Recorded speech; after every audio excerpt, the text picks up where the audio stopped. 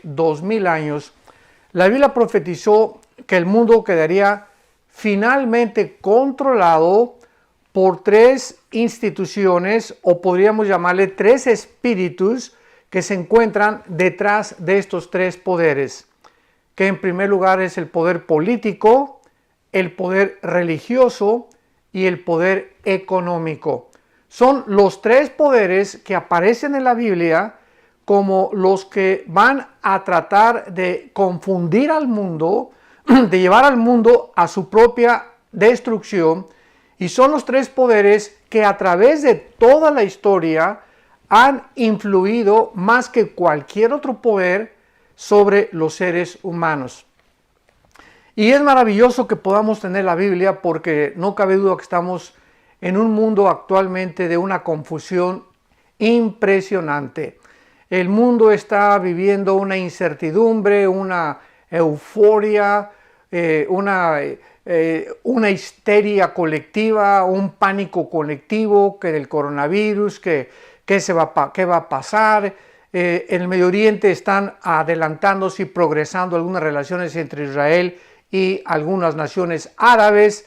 Hay una amenaza tremenda en Europa económica de una bancarrota internacional. En América Latina también encontramos, ¿verdad?, que todavía hay países en el sur de América Latina donde no han abierto ni siquiera los hoteles por una pandemia que no ha existido y que ha sido completamente sacada de proporción. En fin, estamos en un mundo bastante peligroso. Pero tenemos la Biblia, tenemos las Sagradas Escrituras, y tenemos que estar nosotros confiados completamente, sabiendo que la esperanza a la que hemos sido llamados, nadie puede movernos de este bastión, de este fundamento que es la persona de Jesucristo.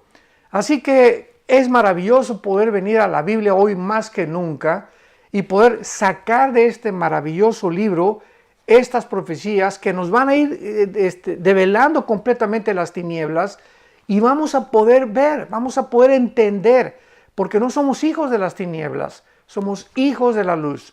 Así que vamos a poder ver a través de todo lo que está pasando lo que Dios nos quiere revelar.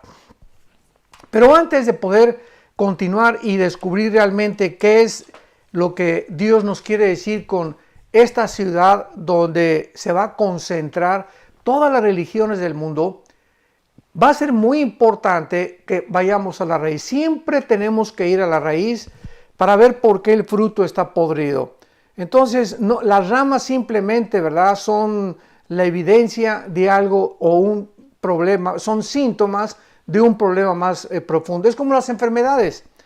Tú llegas al médico y le dices, me duele aquí. Bueno, pues el médico tiene que mandarte a hacerte exámenes de orina, exámenes en el intestino, muchas veces tomografías, exámenes de diferentes tipos para poder diagnosticar realmente cuál es el problema. O sea, no se puede tratar superficialmente una enfermedad. Se tiene que ir siempre a la raíz. ¿Qué es lo que está produciendo eso que está descomponiendo el sistema humano o el sistema anatómico del ser humano? Pues así es exactamente en el mundo espiritual.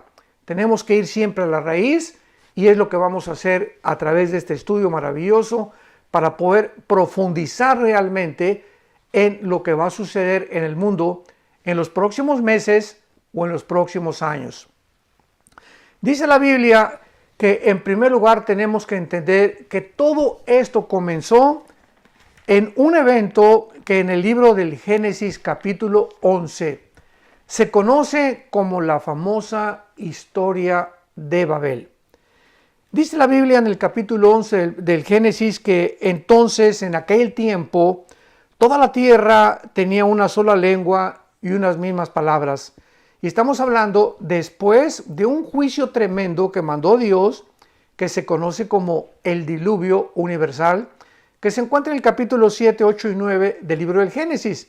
Y aquí, inmediatamente después de que Dios ordenó que después del diluvio la civilización creciera y comenzara a poblar todo el mundo, que fue la orden inicial también a Adán y Eva, vayan a poblar el mundo entero, fructifíquense y tengan hijos y quiero que vayan a todas las partes del mundo y no se queden concentrados en un solo lugar.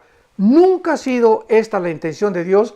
Él, aun cuando Jesucristo resucitó, la orden fue en Mateo 28, 19 y 20, vayan al mundo. No se queden en las iglesias, vayan, salgan, hablen, tengan reuniones de evangelismo, prediquen el evangelio, vayan. Y esta palabra tiene la connotación de salir fuera, ir fuera de nuestras casas, en tu trabajo, en tu escuela, vayan, hablen del evangelio de la gracia de Dios y hagan discípulos. Entonces vemos que Dios da esa orden y ¿qué es lo que hace el mundo después del diluvio? Se unen todos en Babel. Y la palabra Babel significa confusión, confusión. Babilonia y eso tiene otra connotación, pero viene de la palabra Babel, pero Babel significa confusión. Entonces se reunieron todos los seres humanos en un lugar que se llama Babel y que se encuentra actualmente como Babilonia en la nación de Irak. Esto va a ser muy importante de mantenerlo en nuestra mente. Todo esto se lleva a cabo en la nación de Irak del siglo XX. Tenía entonces la tierra una sola lengua y unas mismas palabras, y aconteció que cuando salieron de oriente, hallaron una llanura en la tierra de Sinar y se establecieron allí. Es interesante y es muy importante cuando el Espíritu Santo nos revela áreas geográficas, entender por qué, porque nada tiene ni nada es por coincidencia. Todo tiene una razón de ser en todas las cosas que Dios nos dice en las Escrituras. Se asentaron en la tierra de Sinar. La tierra de Sinar es la tierra de Babilonia, la tierra de los caldeos o donde se encuentra actualmente, repito, la nación de Irak. Así que siempre que ustedes vean en la Biblia, en el Antiguo Testamento, la tierra de los caldeos, la tierra de Sinar, se refiere a la misma área geográfica, Irak del siglo XX. Entonces ahí se establecieron y se dijeron unos a otros, vamos, hagamos ladrillo y cozámoslo con fuego, y les sirvió el ladrillo en lugar de piedra y el asfalto en lugar de mezcla, y dijeron, vamos, pongamos atención en lo que existía en los corazones de esta multitud que por primera vez se reúnen ahí en Babel. Edifiquémonos una ciudad. O sea, inmediatamente ellos estaban en contra de los mandamientos de Dios. Dios dijo, vayan a poblar el mundo, pero este grupo de personas dijeron, no vamos a ir a ningún lado. No vamos a hacerle caso a Dios, vamos a concentrarnos y vamos a hacer una gran ciudad. Inmediatamente la idea era hacerse un nombre, concentrarse en un solo lugar para hacerse famosos y concentrar un gobierno y, como lo vamos a ver, una sola religión también. Esto es muy interesante. Edifiquémonos una ciudad y una torre cuya cúspide llegue al cielo. Nos podemos imaginar qué idea más irracional, ¿verdad? Y absurda. Qué disparate, ¿cómo que llegar al cielo? Bueno, esa era la forma en la que ellos creían, como lo vamos a ir desarrollando, que podían acercarse a los dioses y a las religiones o a la religión que ellos iban a inventar para llegar al cielo. Vamos a hacer una torre, una ciudad y una torre que llega al cielo, y hagámonos un nombre por si fuéramos esparcidos por sobre la faz de la tierra. Aquí pues encontramos el primer intento en la Biblia de una rebelión masiva mundial en contra de Dios, cuyo objetivo es hacerse un nombre, concentrar todo en una ciudad y al mismo tiempo comenzar a escalar hacia el cielo. Y aquí podríamos llamar que es donde se inició la primera religión masiva, porque claro que el origen de las religiones comenzó desde Caín, que cuando Caín se acercó a Dios con el fruto de su esfuerzo, el fruto de la tierra, y Abel trae un sacrificio, ¿verdad? Porque Dios había enseñado a Adán y Eva que nadie se podía acercar a Dios sin un sacrificio. Caín viene y hace lo contrario a lo que sus padres Adán y Eva le enseñaron, y le trae a Dios el fruto del sudor de su frente, de sus propios esfuerzos. Que finalmente vamos a ver que eso es lo que es una religión. Todas las religiones son el esfuerzo humano de acercarse a Dios mediante nuestros propios esfuerzos, mediante mis sacrificios y mis buenas obras. Y ese no es el camino que la Biblia nos enseña para acercarnos a Dios. Si Dios es Dios y Dios existe y somos criaturas creadas a su imagen y semejanza, es lógico que Él tenga que poner claramente y establecer las reglas del juego. Nosotros no inventamos el fútbol, ¿verdad? Alguien inventó el fútbol y hay un árbitro, y el árbitro trae en su mano el reglamento, y los jugadores no van a hacer lo que les da la gana, porque pueden acercarse demasiado al área todos juntos y se marca un offside, o puede marcar el árbitro un penal cuando hay una jugada brusca contra otro jugador. En fin, todos los juegos, el béisbol, el básquetbol, el que tú me quieras mencionar, el tenis, tienen reglas, y para eso hay árbitros, para que nadie haga lo que le dé la gana y para que no haya anarquía en el campo o en el lugar donde se desarrolla tal juego. Pues así es la vida, también el juego de la vida.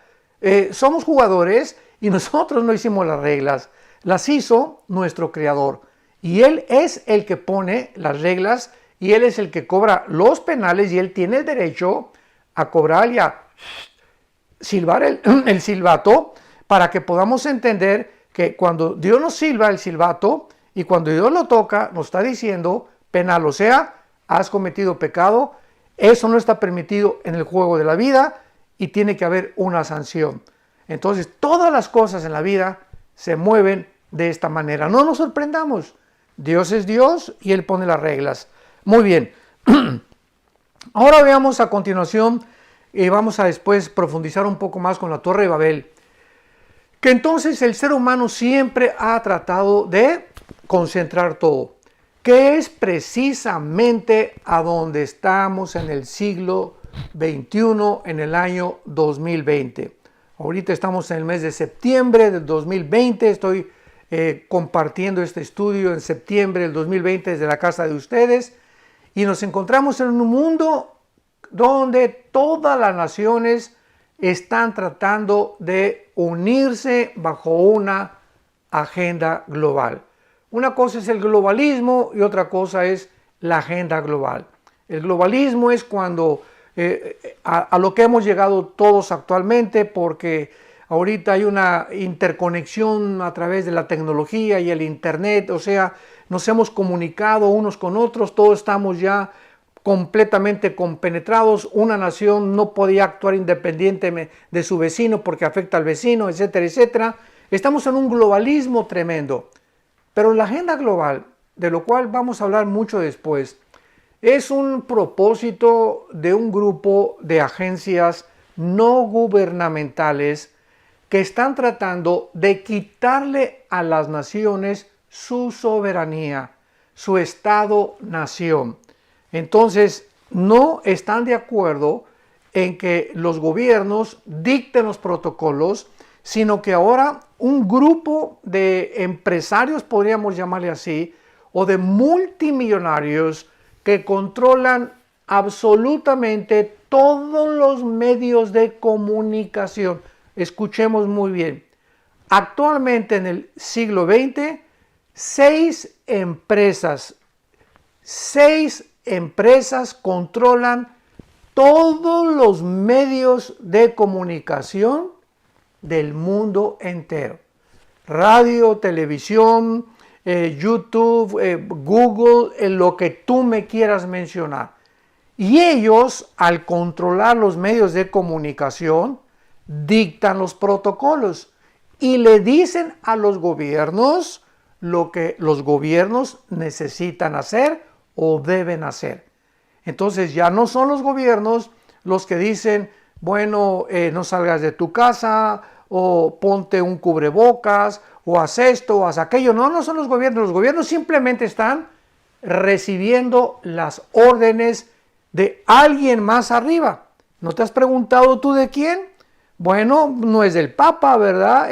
No es de un rey soberano en todo el mundo, porque todavía no llegamos al tiempo del anticristo, que es a donde se dirige el mundo, sino que están proviniendo todas las órdenes y estos protocolos de una organización que se llama la Organización Mundial de la Salud, junto con las Naciones Unidas, y detrás de estas organizaciones no gubernamentales se encuentran no los gobiernos, repito, los gobiernos reciben las órdenes de lo que dice la OMS o la Organización Mundial de la Salud, pero los que se encuentran detrás de ellos es un grupo muy poderoso en el mundo.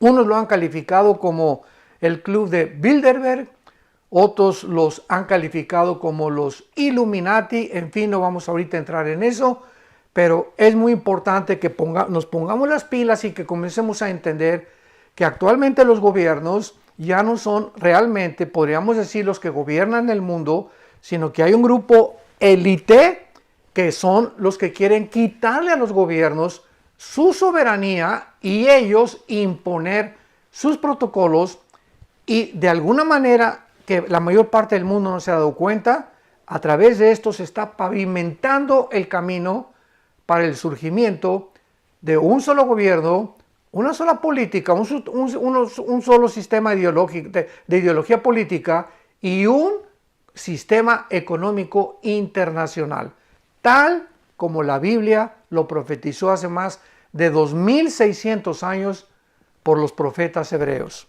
Muy bien, ahora vamos a entender claramente, ya que hemos tenido esta base acerca de la Torre de Babel y el intento humano desde el principio de la humanidad de poder reunirnos, juntarnos y tener una cabeza. En aquel tiempo la Torre de Babel era un hombre llamado Nimrod, que fue el que fundó precisamente la ciudad de Babel y que es un tipo del anticristo. O sea, la Biblia nos pone imágenes en el pasado, sombras, nos pone tipos para que nosotros podamos ver que esto iba a cumplirse en una esencia, en una realidad, siglos después, que es exactamente el tiempo donde actualmente nos encontramos. Todas aquellas cosas que se iniciaron del principio, hagan de cuenta que ha sido un ciclo todo. La Biblia dice que es como un ciclo el mundo, o la humanidad, o la historia del ser humano.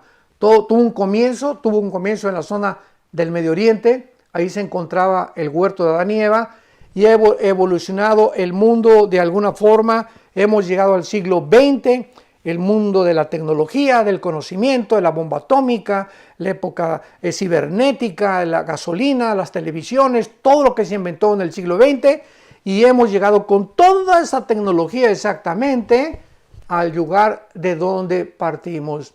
No nos ha servido absolutamente de nada, estamos a punto de autodestruirnos, estamos más confundidos que nunca, nos estamos portando más irracionalmente y de una forma absurda que no nos podríamos imaginar, y esta es la historia triste, patética de la raza humana, que hemos hecho un pobre papel como administradores de este mundo. El mundo lo hemos ensuciado, los mares, los climas, el aire. Nos encontramos, repito, confundidos en todos los aspectos, religioso, económico, político, como jamás en la historia, y seguimos creyendo que en nosotros están las soluciones. Eso es lo que se llama en la filosofía del humanismo.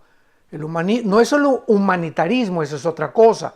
Es tener empatía por la compasión de los seres humanos. El humanismo es una filosofía que establece que el ser humano es la cabeza de toda la creación. No hay Dios, no necesitamos nada de Dios, ni religión, ni nada. Nosotros somos capaces de hacer todo. Y vean ustedes esta falsa ideología a dónde nos ha llevado. A la ideología de género, el matrimonio no es un hombre y una mujer, a la aberración de la familia, en fin, hemos hecho, ¿verdad?, un mundo, un basurero completo.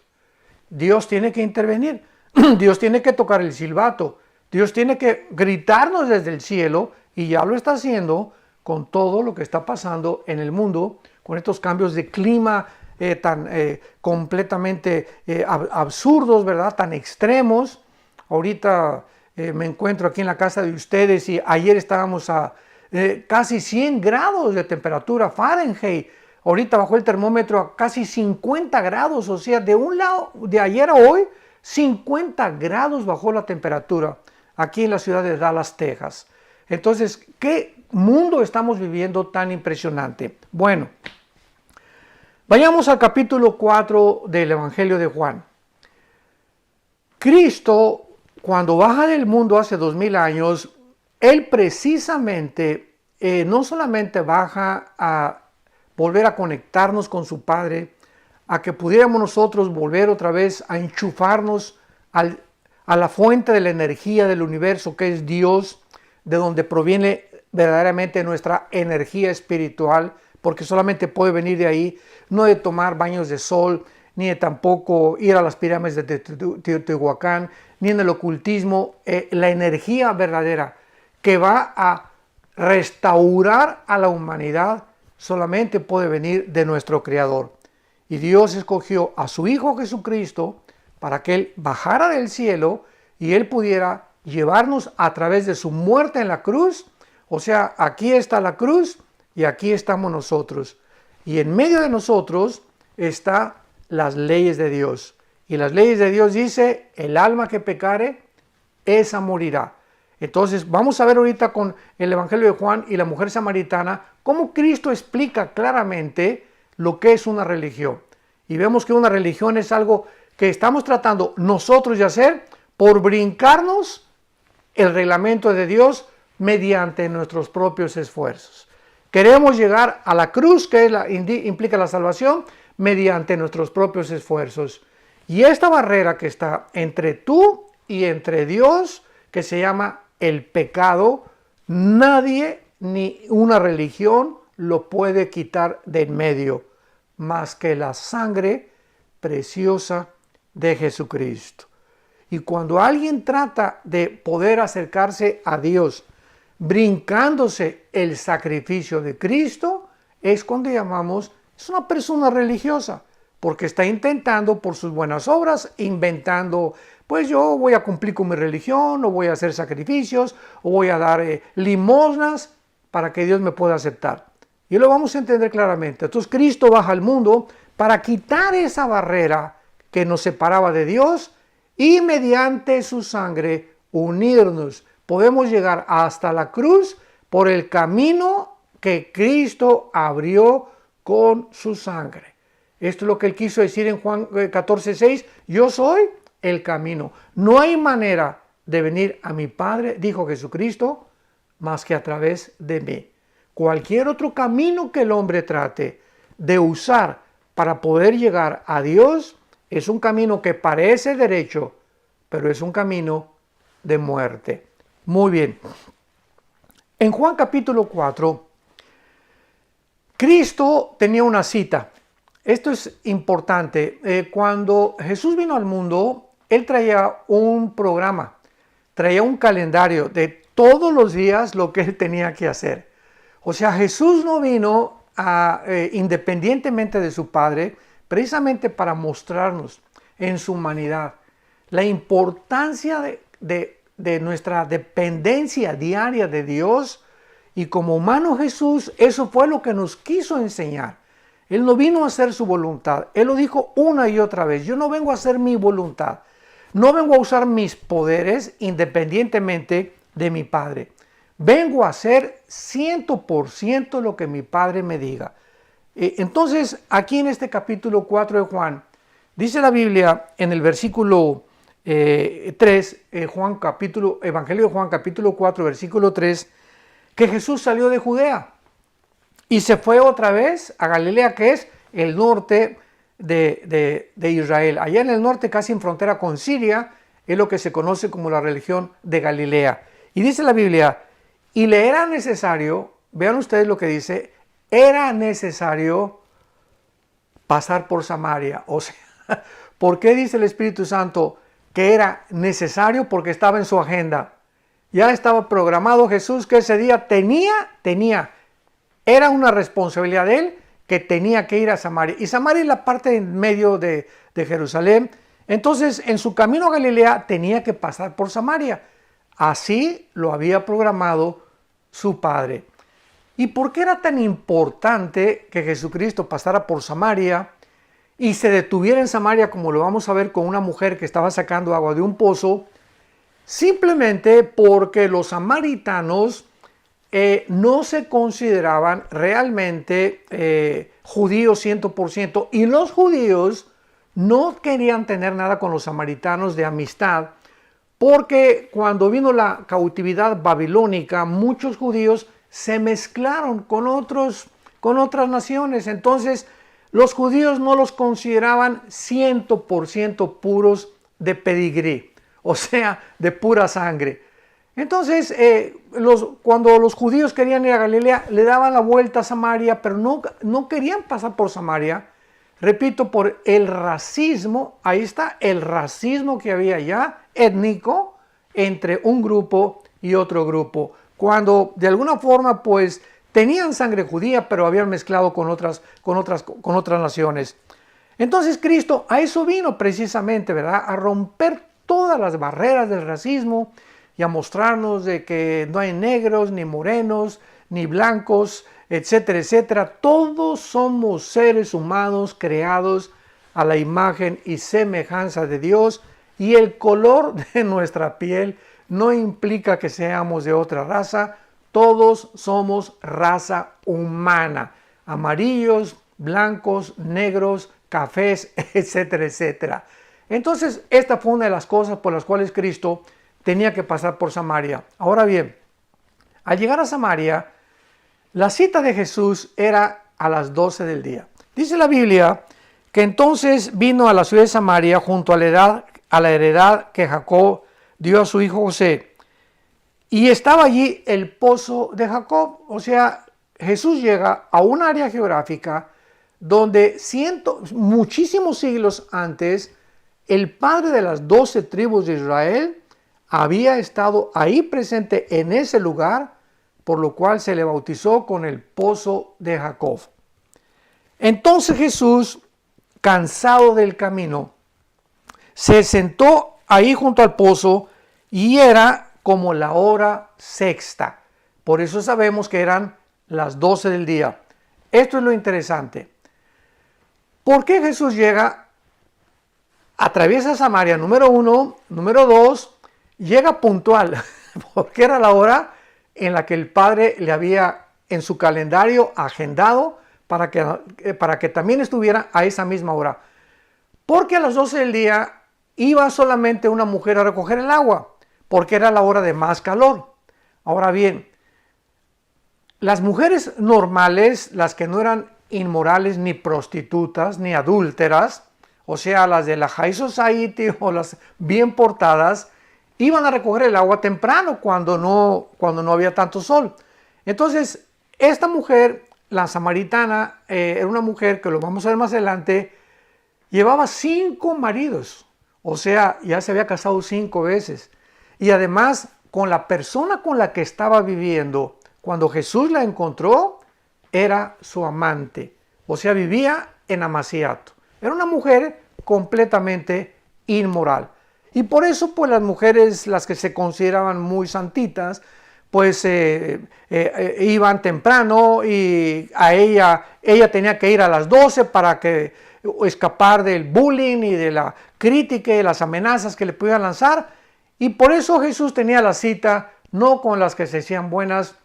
El Padre le hizo una cita con la pecadora, porque Jesús vino a salvar a los pecadores, no a los que se creen buenos ni a los que se creen religiosos.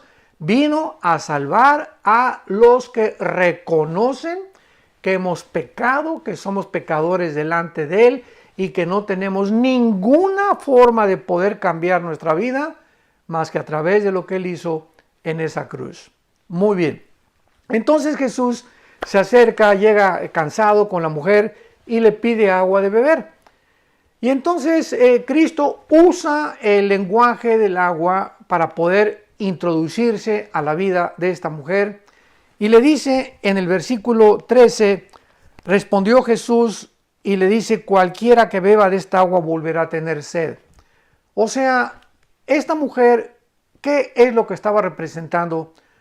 Estaba representando a millones de mujeres en el mundo y podríamos también decir hombres, seres humanos que están creyendo que van a encontrar la paz y la satisfacción en otra persona, ya sea en otro esposo o otra esposa. Me voy a divorciar porque esta esposa no me satisface, no me hace feliz. Me voy a divorciar como famosos artistas de cine que se han casado 6, 7, 8, 9 veces, como la gran actriz del siglo XX, Elizabeth Taylor, considerada la mujer más bella del siglo XX, 9 matrimonios, buscando y creyendo de una forma tonta que otro ser humano existe, que es el que me va a hacer feliz. Y esta es la gran búsqueda inútil que el ser humano ha emprendido desde toda la vida, desde toda la historia. Recuerda, no es tu esposa ni tu esposo donde tú debes buscar la felicidad. No es en tus hijos donde la debes de buscar. Tenemos satisfacciones en el matrimonio, claro. A mí mi esposa me hace muy feliz, pero el 100% de mi felicidad no puede depender de ella. ¿Qué pasa cuando se muere tu esposa, cuando se muere tu esposo, cuando se muere algún hijo, cuando se mueren tus papás? Te das cuenta, ¿verdad?, de que si estabas aferrado y era el centro total de tus sentimientos y de tus emociones, pues te vas a deshacer y vas a quererte morir junto con esa persona, o no vas a tener ya la fuerza para poder enfrentar la vida. ¿Por qué? Porque tenías toda tu concentración en un ser humano. Entonces es imposible que podamos encontrar la felicidad, ni depende de nuestra felicidad si la otra persona me hace feliz.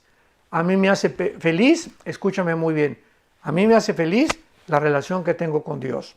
Si la persona que tienes a tu lado no está satisfaciendo tus necesidades, ni tampoco te hace feliz, no tiene por qué hacerte infeliz a ti también. ¿Por qué? Porque entonces tu felicidad depende de la otra persona. Si te hace feliz, eres feliz, y si te hace infeliz, eres infeliz. ¿Te das cuenta?